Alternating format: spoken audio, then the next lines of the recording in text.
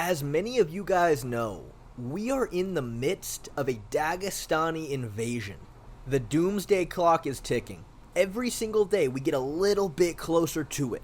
But you guys have to understand the timeline we're looking at here. Whenever this subject gets brought up, about the invasion of Russian fighters in the UFC, I've seen quite a few people say, oh man, we've been hearing about this Dagastani Takeover for like 3 years now, and it hasn't happened yet, so it's not gonna happen. But here's the thing those people need to understand. We're not just gonna wake up one day and see that 30 Dagestani fighters just spawned out of thin air, all in title contention. That's not how it works. You need to look at the entire culture of fighting in Russia right now. The country has always had a deep culture when it comes to wrestling and sambo, but now every little kid in that country wants to be a UFC champion when they grow up, all idolizing Khabib and Islam. And when you really realize that, you understand how terrifying this is. Because as it stands right now, all of the top Russian fighters in the UFC are so unbelievably technical. Watching Johnny Walker versus Magomed Ankalaev 2 earlier this year was almost depressing. It was almost depressing how skillful Ankalaev is. He just completely picked Walker apart. It was not close at all. Obviously, though, Walker isn't the highest level fighter by any means, but still. And how well-rounded they are now. I miss the days they were just known for their grappling, but now, they can do it all. But I haven't even revealed the scariest part of all of this yet. The thing that keeps me up at night. The thing that makes me look at the noose hanging from my doorframe every single day, contemplating whether it's time or not. The thing that has put me in a complete state of psychosis. Comparable in my mind to dropping 20 tablets of Benadryl. I've never actually done that, but I'm just going to assume I'm at a similar level to that because it's this guy. This little pudge ball right here. Now, if you had just shown me this picture, I'd assume 2 Russians just messed up the fusion dance. But no, he is actually really, really, really good. His name is Alyashkab Izriev. And look, I'm not trying to be mean. There's nothing wrong with his physique per se, but you look at Islam and you see how jacked he is. It's crazy, but especially these guys' back muscles. Islam's back muscles are just popping out of his skin, and Khabib has a literal turtle shell on his back. But then you look at this guy, and, it's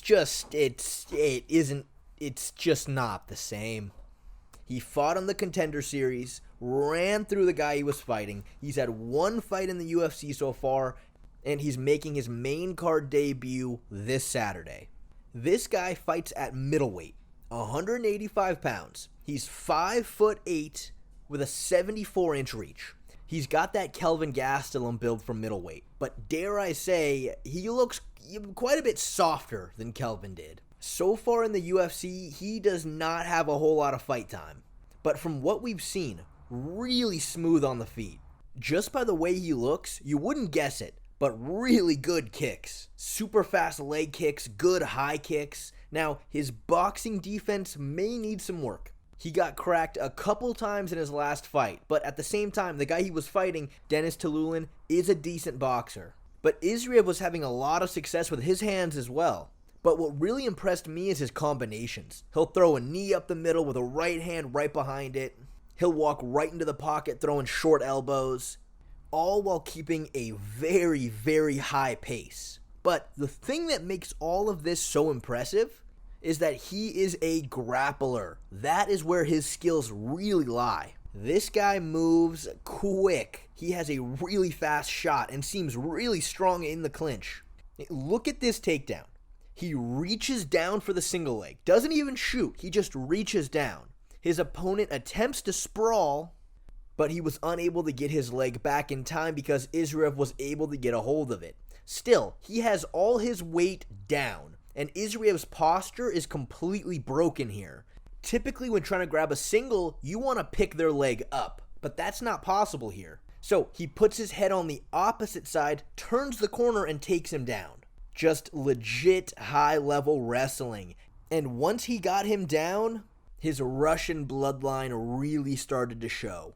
Because he immediately gets the guy in Khabib's famous leg tie-up technique. Now, if you're really educated in the world of grappling, you would know that's called the Jujikatami.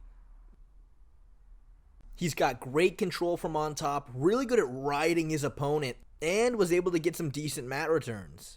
But the number one thing about his grappling is he is not a wet blanket. He is always hunting for your back. In his Contender Series fight, which lasted all about 25 seconds, he got leg kicked to his back leg as he was kicking, which made him fall. His opponent tried to go on top. He quickly reversed the position, got double underhooks, took him down with the body lock. As soon as the guy turtled, slid his hooks in, and immediately had the rear naked choke sunk in. And I mean fully sunk in. Under the neck, backhand, behind the head. He gave this guy no opportunity to fight the hands. And his most recent fight was very similar. He shot a single leg, and his opponent actually defended it pretty well at first. But his opponent made the mistake of not grabbing a whizzer. So he circled to his back, and again, sunk the hooks in, and there was not a second of hesitation. The rear naked choke was already sunk in. And that was it. Now, am I going to say that I think this guy is going to be UFC champion one day? No, I'm not going to say that. Maybe if he was 25 years old, I'd give him a shot. But he's not. He's 33. But here's the thing. This guy is built like the Pillsbury Doughboy. He clearly does not have the genetic gifts many other Russian fighters do. You know what? I'm going to say he has the opposite of genetic gifts. He has genetic hindrances. But look at what he's able to accomplish with his skills. He is undefeated 14-0.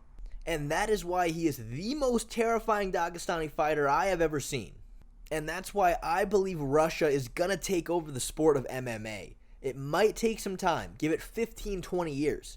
But when the millions of kids right now who all idolize Khabib, idolize Islam, when they grow up after they've dedicated their entire lives to fighting, I'm worried everyone else is going to be screwed. Also, this is probably a good time to let you guys know he's not actually from Dagestan. He's from, let's see, where is he from? He is from Makhachev,